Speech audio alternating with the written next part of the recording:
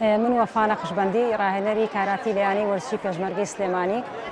ئەمڕۆ پاڵەوانێتیە ڕێکخراوە تایبەت بە کچان لە شاری هەڵەبجە و سپاس بۆ ڕێکخەرانی ئەم پاڵەوانێتە دەستیان خۆش بێت ئەرکێکی باشیان کێشاوە و ئامادەکاریی زۆر باش کراوە و خۆشبەختانە کچان بە ڕێژەیەکی زۆر باش بەشداریان کردووە بەراورد بە ساڵانی ڕابردوو ڕێژەیەکی زۆر باش لە کچان لە هەموو ئاستەکانە بەشداریان کردووە ساڵان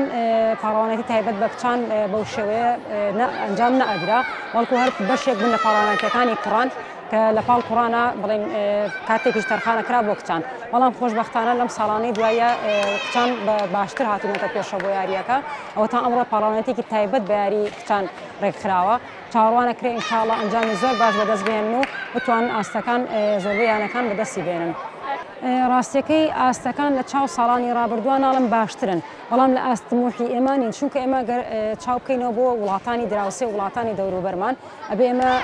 چاومان لە پاڵەوانێتی دەرەکیەکان بێت چونکە ناکرێت لە بازنێکی داخراوە لە ناو کوردستان یاخود عێراقا تموحی ئەوەیان هەبێت بەڵکو ئەبێ چاویان لەوە بێت کە پاڵەوانێتی ئاسیا هەیە ڕۆژهەڵاتی ئاسیا هەیە پاڵەوانێتێک جیهانیەکان هەن نێودەوڵەتیەکان هەن